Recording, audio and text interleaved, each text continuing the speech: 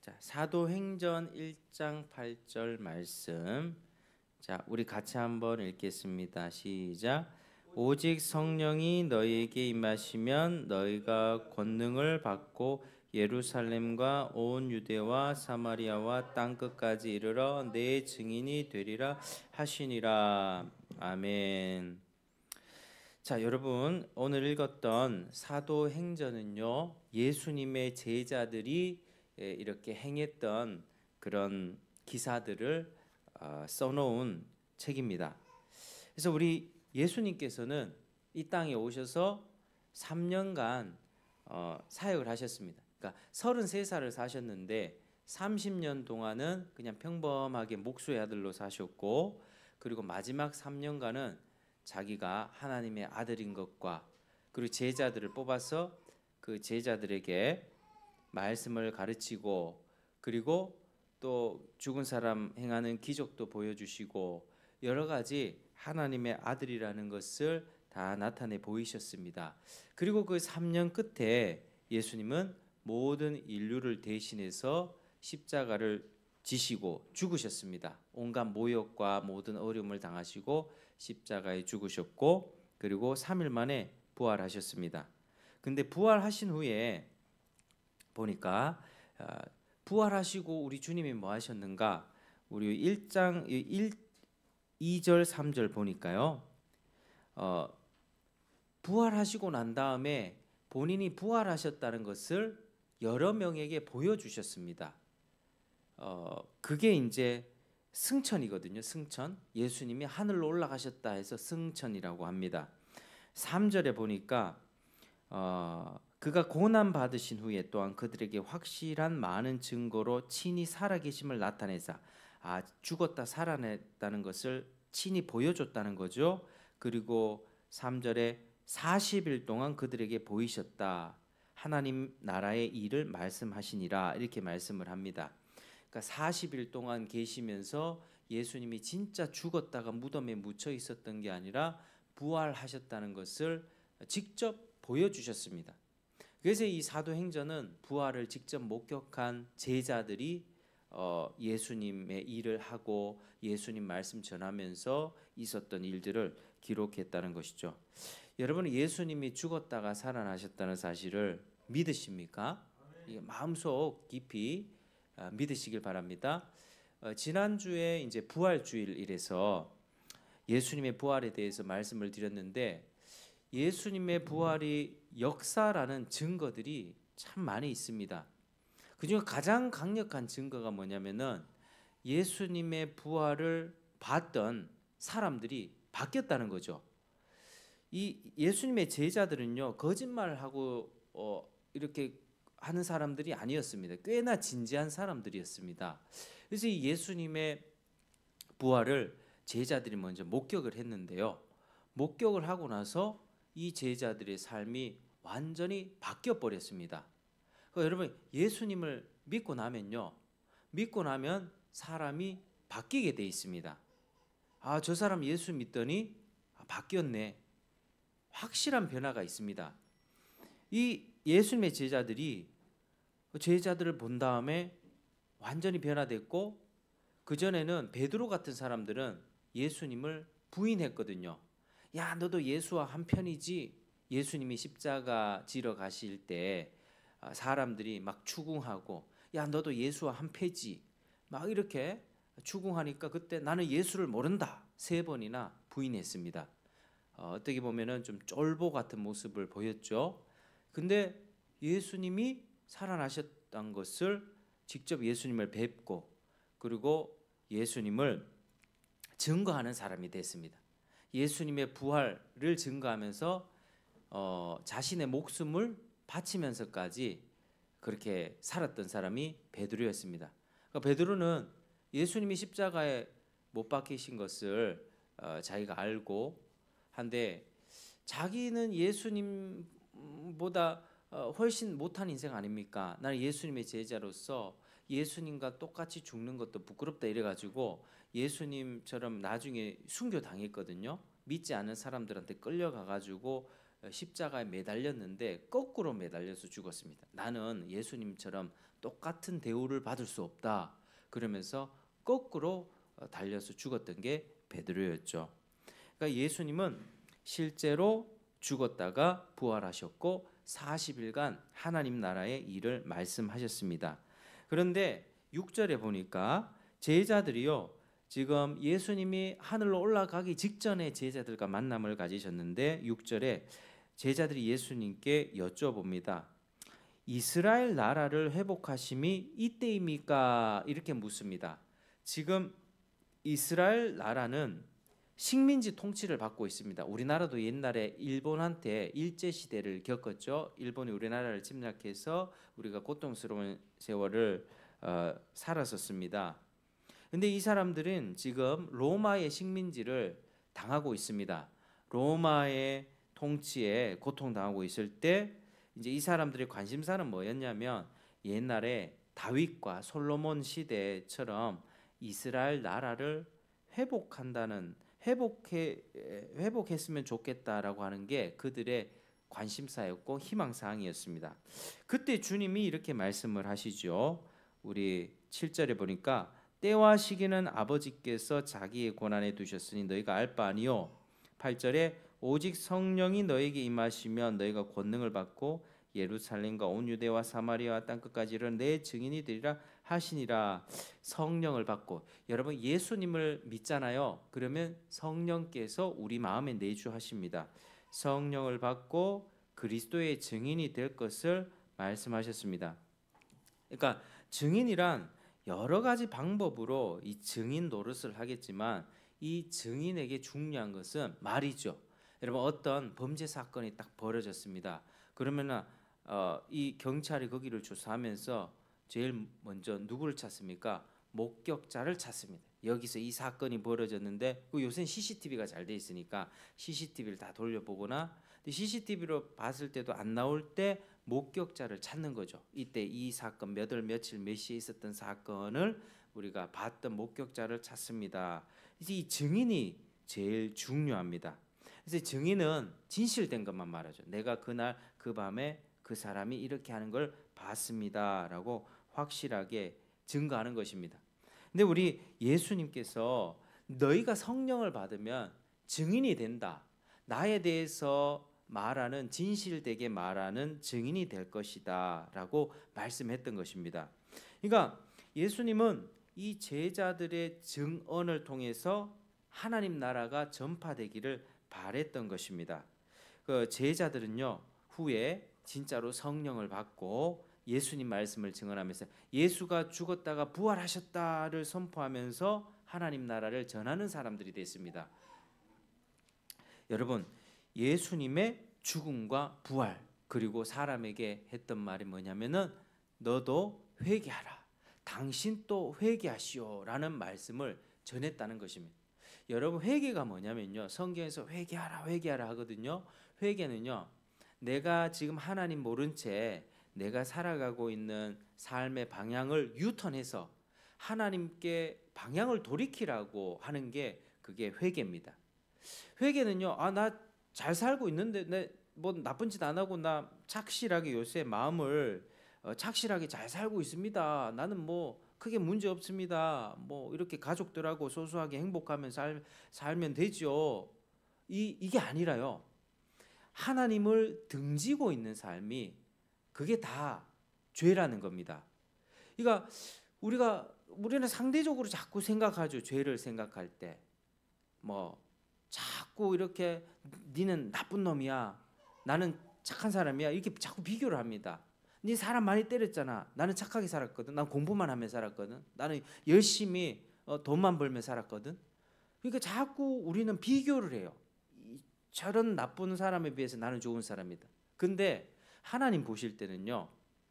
하나님 보실 때는 이게 착한 사람이든 못된 사람이든 흉악범이든 상관없이 다 지금 하나님을 등져 있다면 그 인생은 죄인이고 지옥을 향해서 가고 있는 것입니다.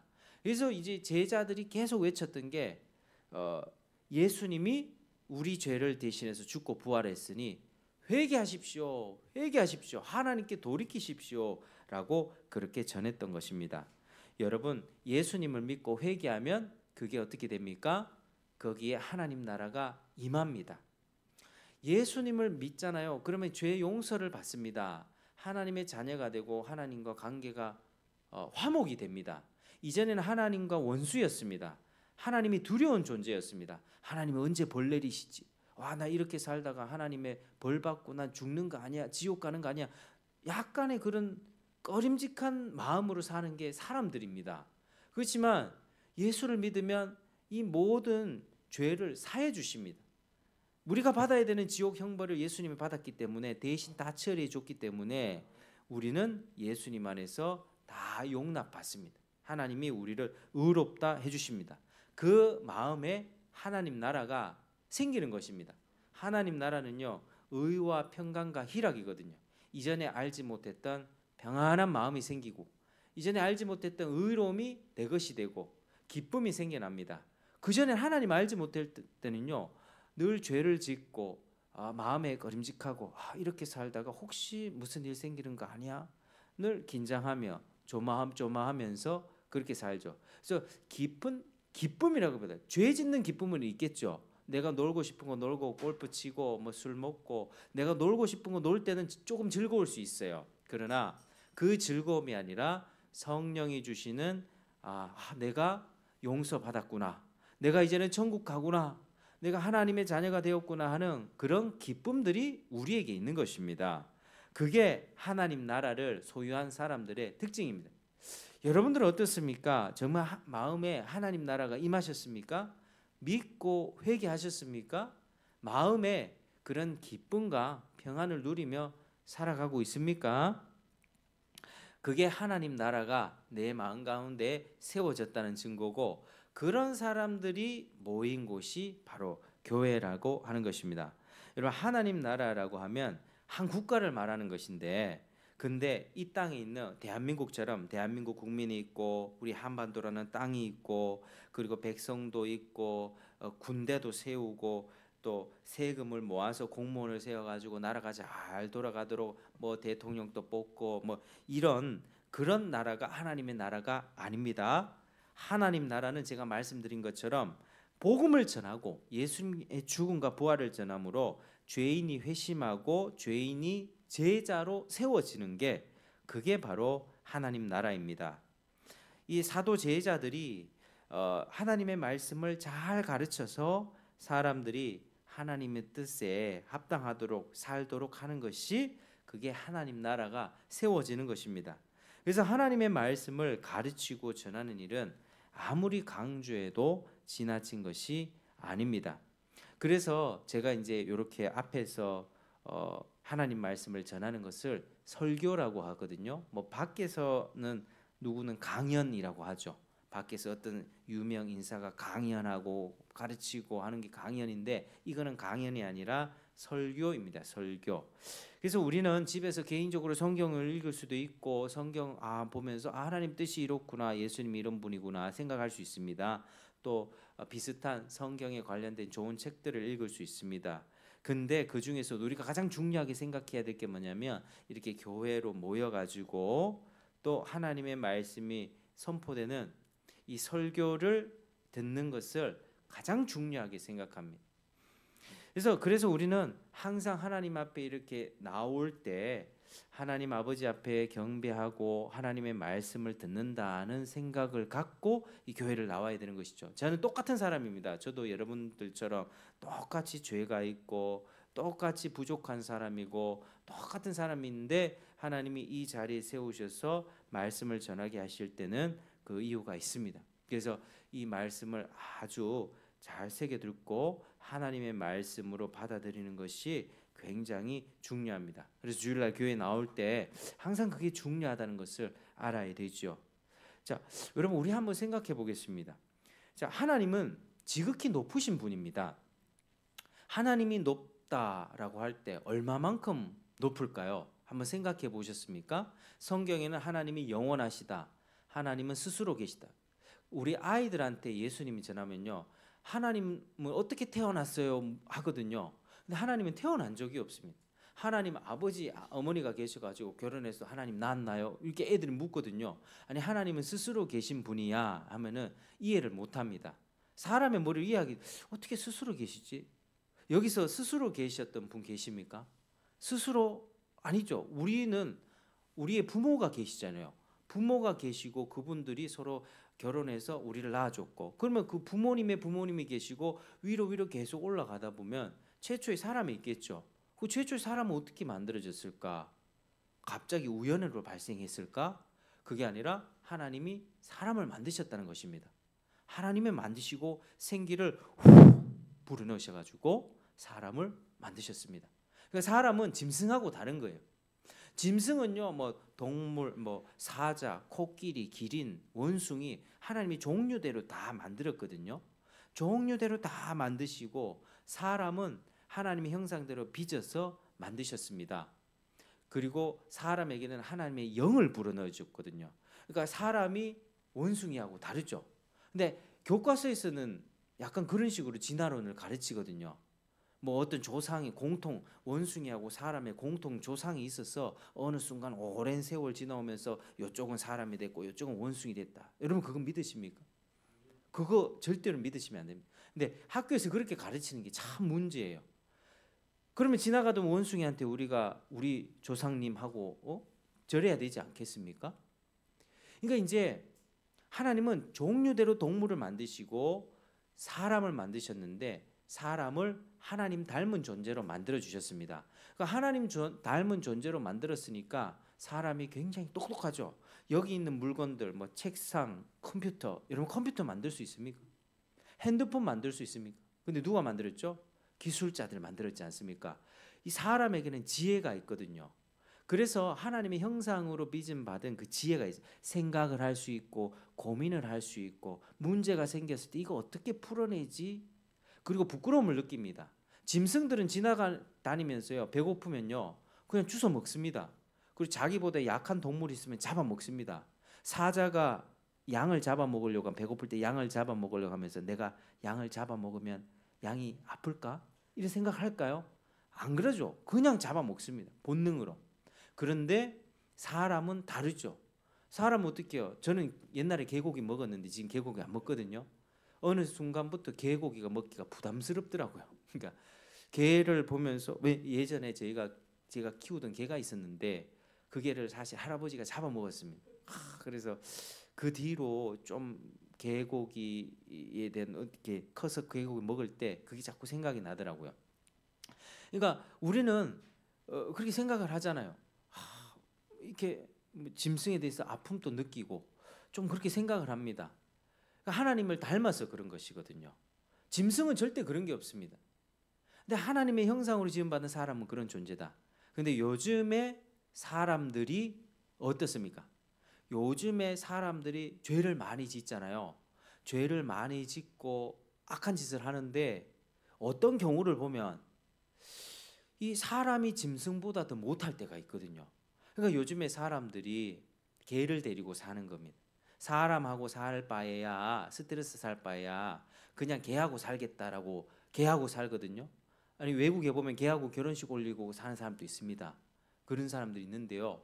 그러니까 사람은 원래 굉장히 존귀하고 여기 있는 한 분 한 분이 다 귀합니다. 어린이도 무시해야 될 애가 아니고 어린이도 하나님의 형상이고 귀한 존재들입니다. 사랑을 받고 물을 주고 잘 키워야 되는 존재입니다.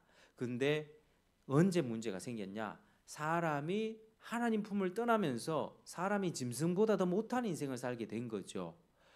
그렇습니다. 여러분 하나님은요 이 모든 것들을 그렇게 아름답게 지으시고 사람을 아름답게 선하게 만드신 아주 높으신 분입니다. 얼마만큼 높으냐면요. 여러분 유튜브에 우주 한번 쳐보십시오. 제임스 웹 우주 만원경 이렇게 한번 쳐보십시오. 그러면 이게 이 만원경이요. 이 만원경이 얼마인지 아십니까? 이 11조 11조나 되는 만원경을 우주로 로켓 발사해서 쌓아 올렸습니다. 그래가지고 지구를 벗어나서 그 만원경이 이제 지구를 관측하는데 엄청나게 먼 거리까지 이 지구를 그 우주를 보거든요. 그리고 그 찍은 사진을 지구로 전송해서 보냅니다. 여러분 이거 신기하지 않습니까? 전화할 때도 어떻게 목소리가 기계하고 기계끼리 연결이 되지? 영상 통화할 때도 어떻게 핸드폰 영상하고 저기 미국에 있는 사람하고도 영상으로 연결되지? 좀 신기하지 않습니까? 그러니까 그런 사진들도 우주에서 지구로 전송하거든요. 근데 그 지구의 그 우주의 그 광대함은 얼마나 크냐면요. 빛의 속도로 뭐 몇십만 년, 몇백만 년 되는 그 광년 계속해서 가도 끝이 없대요. 지구가. 그 제임스 웹이라고 하는 이 망원경이 관측할 수 있는 한계가 있는데 그 한계 이상은 또 못 찍어요. 기술이 그만큼 안 되니까. 그러니까 우주는요 엄청나게 높은 거예요. 엄청나게 높고 크고 광대한데 그걸 누가 만드셨다고요? 하나님이 만드셨다는 것입니다. 여러분 하나님은 높고 위대하신 분이야. 하나님 눈에 안 보이는데 여러분 한번 보십시오. 밤하늘의 별을 보고요. 그리고 유튜브에서 우주를 보십시오. 우주가 얼마나 넓은지요. 우주에 넓고 넓은 우주에 가면요. 이 태양이 우리 태양계라 하잖아요. 태양 주변에 뭐 수금지와 목토천 해명 이래가지고 지구가 태양 주위를 이렇게 돌고 있잖아요. 그런 게 뭐 수천 개 수조 개 됩니다. 얼마만큼 많은지 밝힐 수가 없어요. 근데 그 위대하고 놀라우신 하나님이 우주를 만드셨. 하나님은 우주보다 넓고 우주보다 뛰어나신 분입니다. 그 하나님이 우리를 얼마나 사랑하시는지, 그리고 그 지극히 높고 광대하신 하나님 앞에 우리가 어떻게 나아갈 수 있는가. 여러분 교회에 온다는 것은 하나님의 말씀을 들으러 오는 거거든요. 하나님을 경배하러 오는 거거든요. 하나님 앞에 절하러 오는 것이거든요. 그래서 하나님께서 구원한 자들은 사람을 보고 오는 게 아닙니다.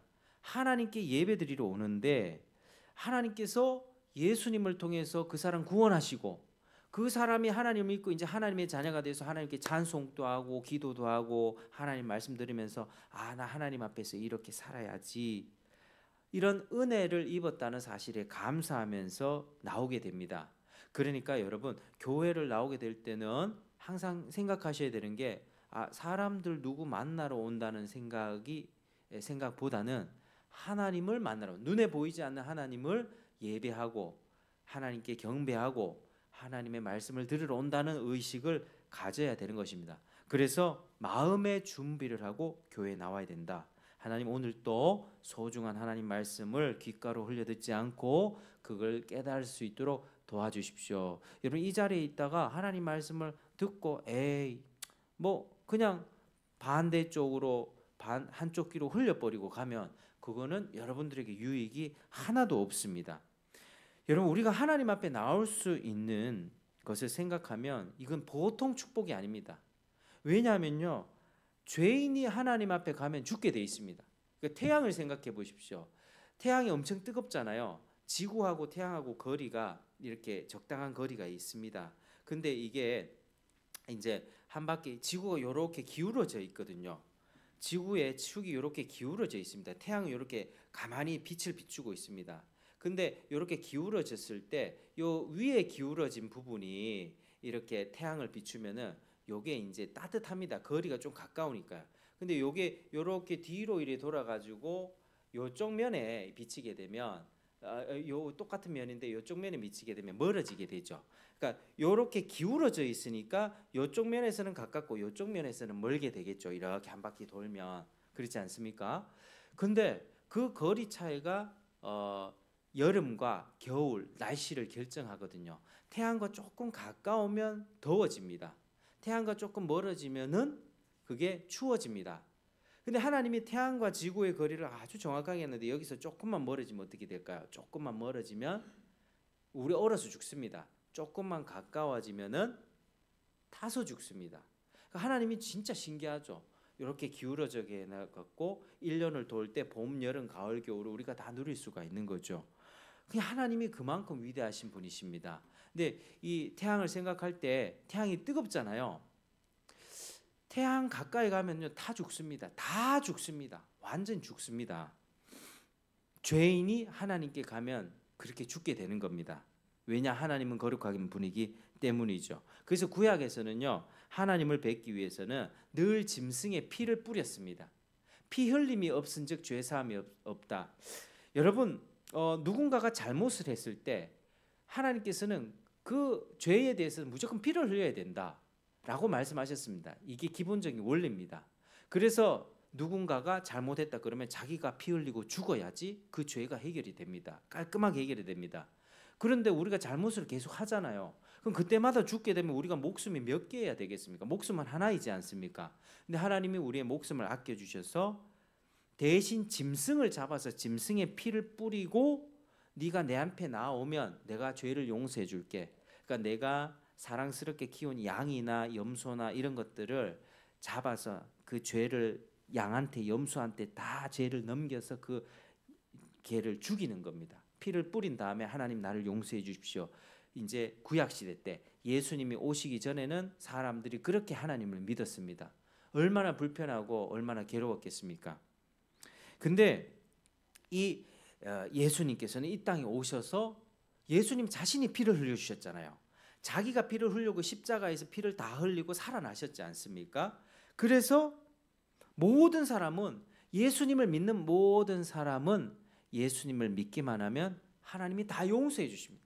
내가 옛날에 어떤 삶을 살았든지 뭐 도둑질했든지 나쁜 짓 했든지 내가 진심으로 예수님이 내 죄 때문에 죽으셨구나. 그리고 나는 하나님께 돌아가야겠다. 이제 하나님 믿어야겠다라는 결심과 다짐으로 예수를 믿고 나아가면 하나님이 다 받아주십니다. 이게 아주 큰 특권이에요, 여러분. 여러분 밖에 나가면 사람들이 외모를 보지 않습니까? 옷을 말끔하게 차려입으면 식당에서 백화점에서 대우하죠. 옷을 말끔하게 차려입고 가면 저 사람이 좀 비싼 걸 좀 사나 보다 이러면서 와가지고 장사하려고 하죠.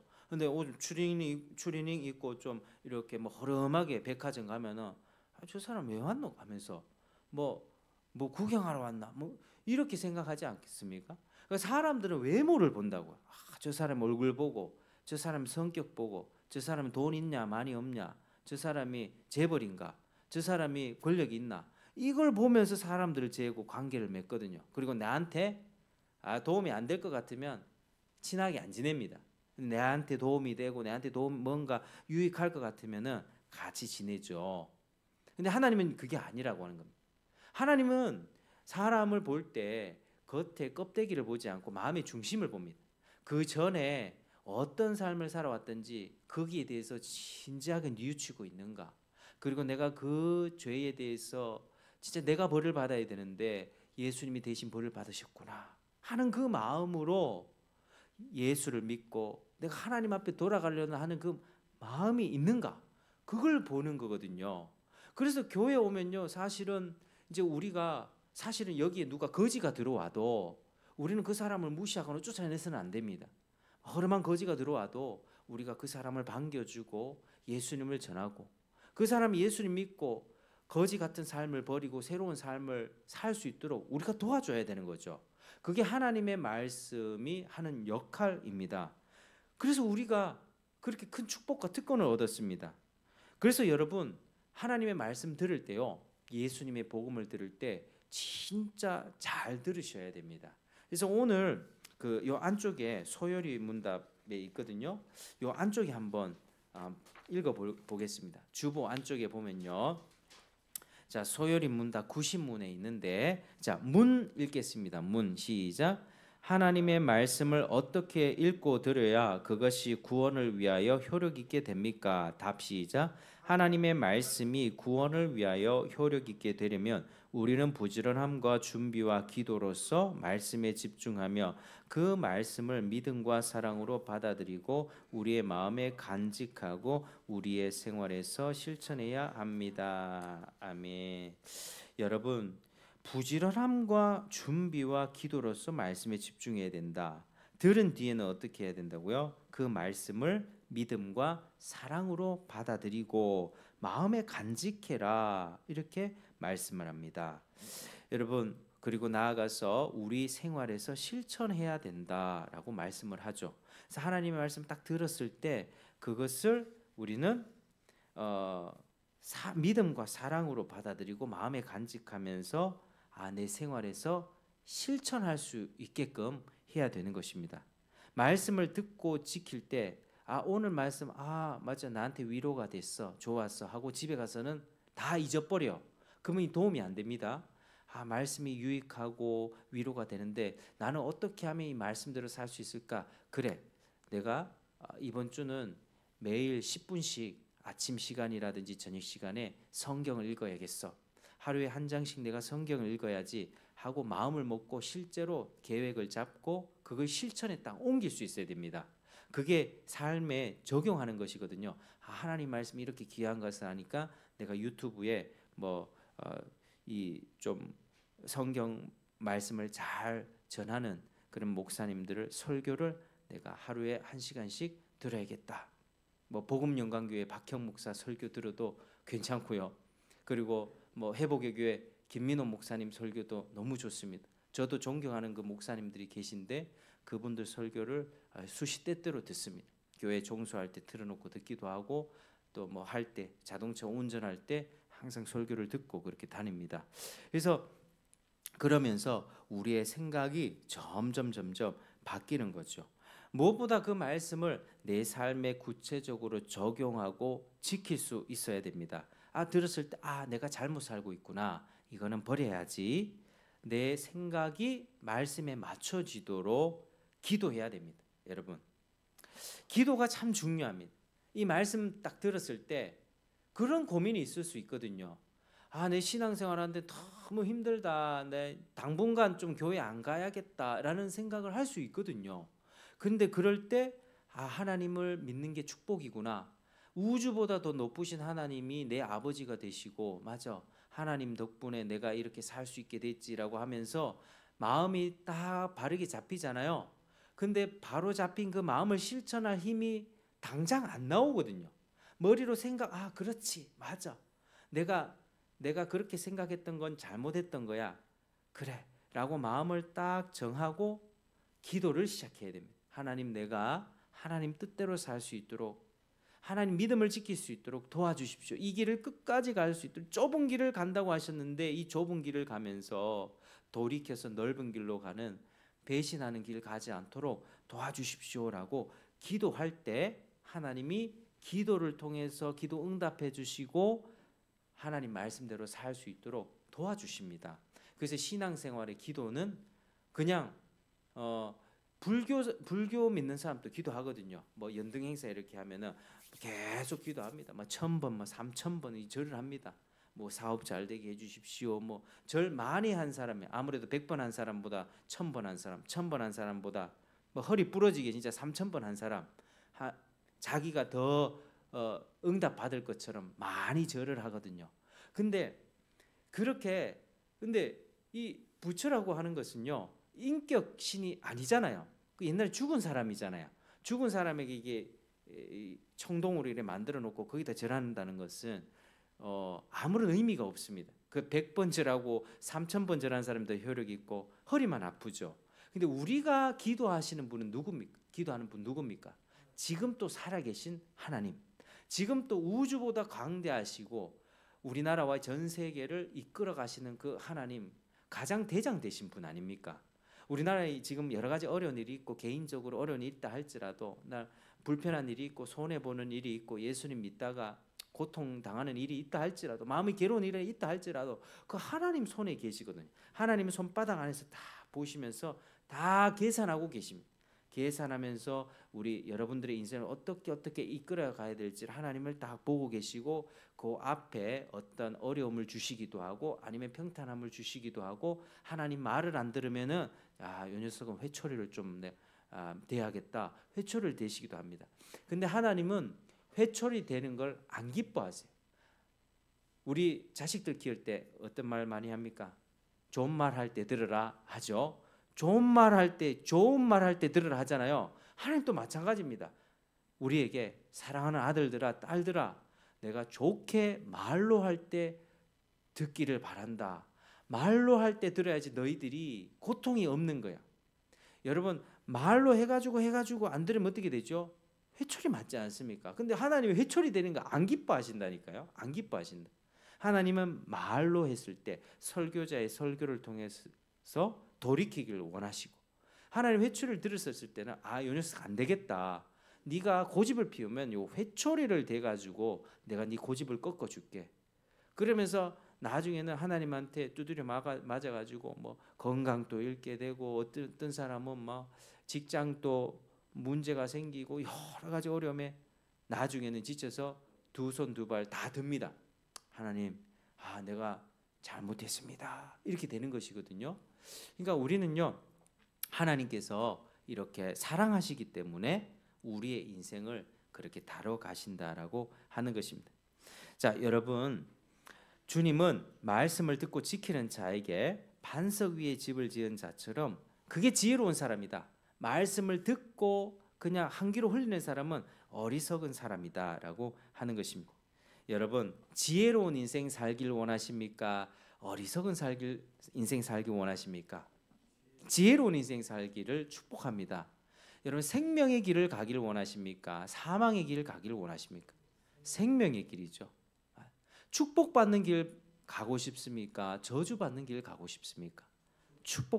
저는 여러분들이 생명을 선택하길 바랍니다. 축복을 선택하길 바라고 하나님 앞에 복받고 하나님 앞에 기쁨의 영광을 올려드리는 그런 인생을 되시길 바랍니다. 자기 생각과 자기 마음을 쫓는 거는요, 망하는 길이에요. 여러분, 그런 속담 있죠. 화장실 들어가기 전하고 화장실 나온 후에 마음이 다르다 하잖아요. 화장실이 막 급할 때 어때요? 뭐 어찌 됐든 간에 막 내가 화장실 급하니까 어떻게 막 화장실 가보잖아요. 화장실 가서 일 처리하고 나면은 느긋해지니까 이제 마음이 바뀔 수 있잖아요. 사람의 마음은요, 오늘 아침 내 생각하고 저녁하고 다릅니다. 사람의 마음이 얼마나 갈대인 줄 아세요? 여자의 마음은 갈대라 하잖아요. 사람의 마음이 갈대입니다. 아침에는 막 이렇게 겸손했다가 점심에는 완고해졌다가 밤에는 또 겸손해졌다가 뭐 사람은 마음은요 들쑥날쑥하거든요. 그러니까 내 마음을 쫓으면은 어떻게 되겠습니까? 그 길이 들쑥날쑥한 겁니다. 기분 좋을 때 선택한 거는 기분 좋은 것 같지만 기분 나쁘고 화가 날 때 선택하는 거는 또 다른 길이거든요. 그런데 하나님의 길은 늘 일정합니다. 늘 생명의 길, 늘 축복의 길, 늘 승리의 길. 하나님은 그걸 쫙 주고 그 길만 따라오면 된다는데 우리가 안 가죠. 내 마음이 저쪽으로 갔다가 이쪽으로 갔다가. 그래서 우리가 하나님의 말씀을 여러분 늘 사모하시고, 나는 불완전하다, 내 마음은 왔다 갔다 하지만 하나님은 완전하다는 생각을 가지시고 그 말씀을 사랑과 믿음으로 받아들이시고, 오늘 말씀도 여러분 마음에 잘 기억하시고 집에서 하나님 말씀을 펼치셔서 말씀을 더 깊이 기도하세요. 하나님, 이 말씀을 가르쳐 주시고 깨달을 수 있는 지혜를 주시고 내가 오늘 하루를 살아갈 수 있는 힘을 주십시오. 이렇게 기도하고 말씀을 읽고 하나님 앞에 살아가시기를 축복합니다. 그러할 때 그 인생이 가장 복되고 지혜로운 인생이 될 것입니다. 저는 저와 여러분들이 모두 그런 인생 살고 우리가 서로 만났을 때 하나님 앞에 그렇게 살았다고 서로 간증도 나누고 승리했습니다. 아니면 또 실패했다면 우리가 서로 손 붙잡아주고 서로 하나님 말씀대로 못 살고 있을 때 위로해주고 하나님 말씀대로 살아갈 수 있도록 격려해주는 그런 귀한 교회가 되기를 또 주의 이름으로 축복합니다. 기도하겠습니다. 하나님 아버지, 감사합니다. 오늘 우리에게 은혜 주셔서 이 말씀 나누게 하시니 참으로 감사합니다. 하나님, 정말 하나님의 나라는 우리가 예수를 믿고 하나님께 돌이키고 의와 평강과 희락을 누리는 길입니다. 그리고 하나님 말씀 우리가 잘 새겨 듣고 그 말씀을 마음에 새기고 실천하며 사는 인생입니다. 아버지여, 우리를 불쌍히 여기시고 내 왔다 갔다 하는 내 마음을 믿지 않고 하나님 믿고 살 수 있도록 도와주십시오. 높고 위대하고 강대하신 우리 하나님을 섬기고 하나님을 경배하고 그렇게 살아갈 수 있는 저희들에게 복을 내려 주옵소서. 예수님 이름으로 기도드립니다.